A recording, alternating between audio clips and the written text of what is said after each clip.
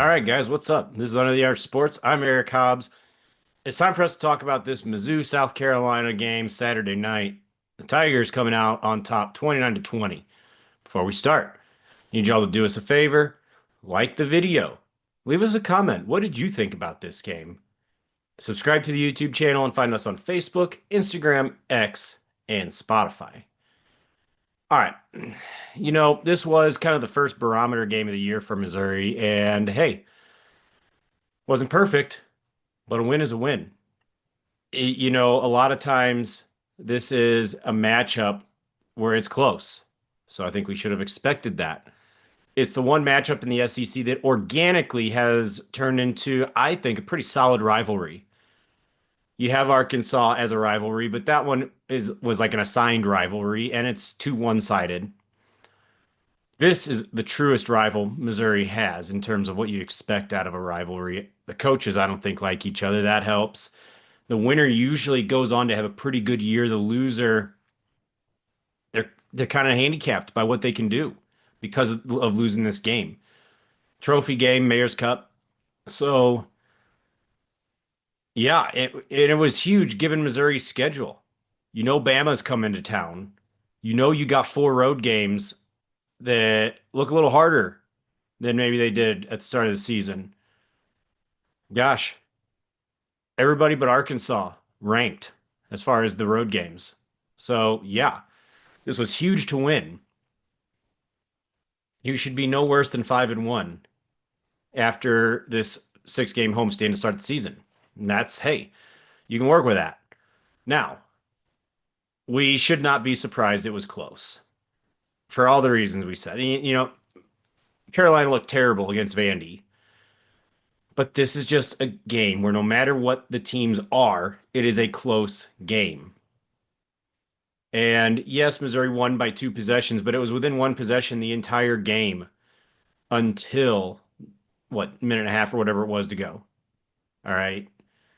So, yeah, it shouldn't be a surprise that it was a close game. At the end of the day, though, it was Missouri football. The Tigers imposed their will on South Carolina, both sides of the ball for the most part, specifically running.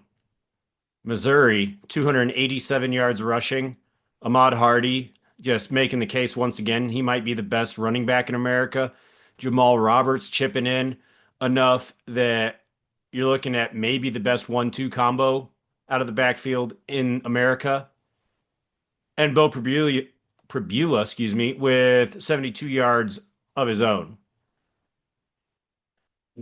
That's lethal. And then on the other side of the ball, Carolina had -9 yards rushing as a team. Yeah. Uh, that's incredible, really. And yes, there's some sack yardage in there, but I think their best ball carrier, I think it was two carries for 7 yards. I think that's the best anybody did on their team.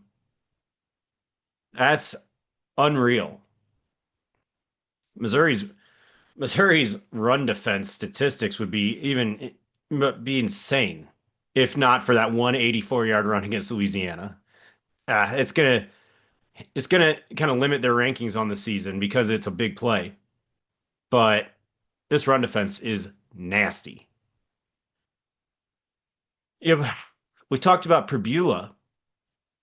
It's good that you have a guy who is capable of going out for throwing for 330 yards, three touchdowns, like he did against Kansas.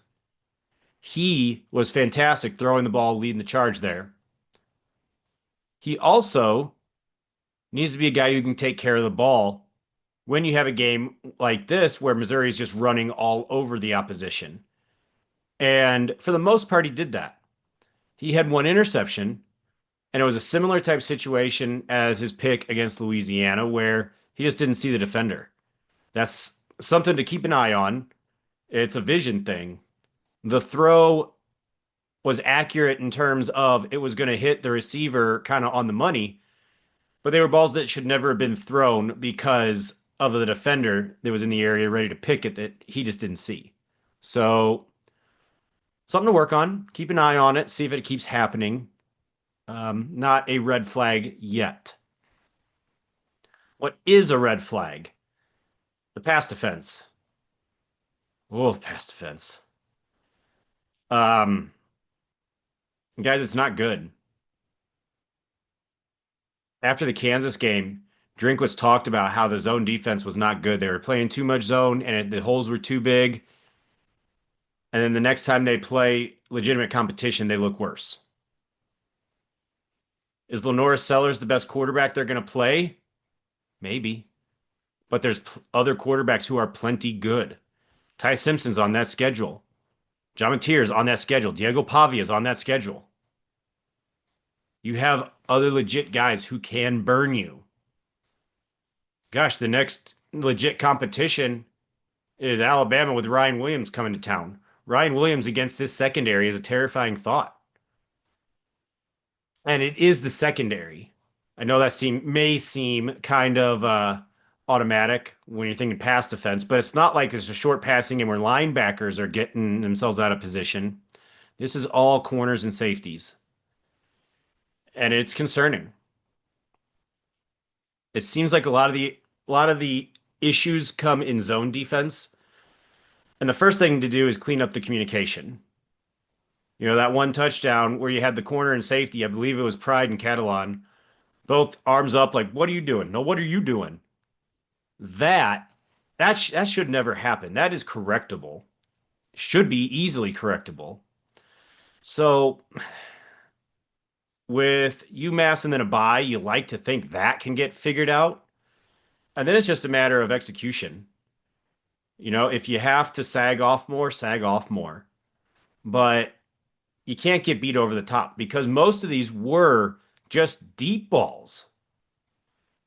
There was a point in the game where it felt like either Missouri was forcing Sellers out of the pocket and on the run, sacking him, or it was a home run ball over the top.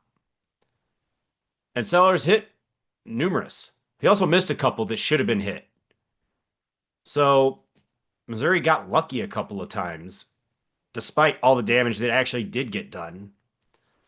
So this is the one issue that is a major red flag. What will it look like going forward? I don't know.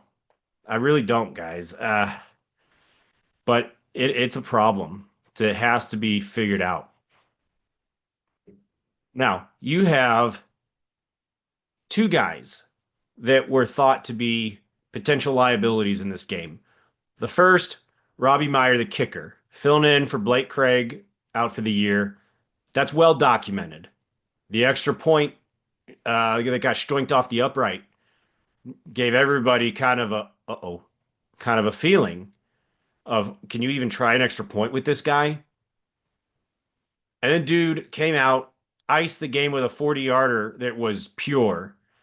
And who knows? Maybe that's all he needed to see was a clutch kick from, 40 yards is not, Harrison Mevis against Kansas State by any means, but it's a considerable distance. It's not a 22-yard chip shot like he'd hit earlier and about all he had hit. So seeing that go through the uprights, much less it being, trying to make it a two-possession game, ice the game, huge moment, all that could be gigantic for his confidence. And maybe that opened things up for him. I don't know. Well, but it's a good thing either way. And then news broke on Wednesday on the availability report. You saw Caden Green. Everyone's like, "What is that? Maybe gamesmanship? I don't know." And then the Thursday, Friday, he's out. What? Javen Richardson, come on down. You're now the left tackle. Everybody immediately was concerned. I thought that was something that could single-handedly lose this game. Remember, Caden Green was at left tackle because Richardson apparently did so poorly in fall camp that they made a move that they didn't want to make but felt forced to. He stepped up in a big way. Yes, he had some scheme help, but that would not hide it entirely if he were just getting blown off the ball, and he did not. Normally, offensive linemen who are not talked about are offensive linemen who are doing their job. The most attention Richardson got, I think, all night was when the Carolina defender got flagged for illegal hands to the face against Richardson. That's the most attention he got, and that's a great thing. He did much better than I thought, and I think that calmed a lot of nerves about the offense. And you feel better about Green. He was in a boot. The rumblings are that it's a couple week injury, 3 weeks, 4 weeks, maybe back for Bama. We don't know. We'll see. But you feel better than you did anyway about Richardson at left tackle. So that's gigantic. The final point here, guys. Missouri's now 25-5 in their last 30 games. The only streak that can compare is in the early 60s, Missouri went 25-2. So we're talking 62, 63 years ago that Missouri did something like this. So for most of us, we've never seen Missouri football this good before. This consistent. They were saying what? On the broadcast, I believe they were saying that over whatever period, I guess that period, Missouri has the fourth most wins in college football. They have one of the longest winning streaks at home in college football. This is, guys, a golden age right now. The makings of something that could be even better. They're winning games. You keep doing that, things are going to take care of itself in terms of the playoff and double digit wins, whatever your metric is. So, my advice, I think back to Ed Helms' character. I don't know if it's The Office, I don't know what show. Whereas I wish someone would tell me that we're in the good old days before they are the good old days. This is a rare time historically for Mizzou football. Maybe it's the future. Maybe it becomes regular. Maybe it doesn't. So keep that in mind with this program that Drinkwitz has built for Missouri. It may last, but it may not. So enjoy it, guys. That's really all there is to it. Hey, we're going to have you guys covered with everything going on with Mizzou. Next game is UMass. Not expecting too much in terms of competition, but a lot of things that we can learn. See how Missouri tries to improve the pass defense. And just Ahmad Hardy against UMass could be entertaining all by itself. So keep tuned here under the Yard Sports. Be ready for that preview coming in the middle of the week. Until next time, thank you all for watching.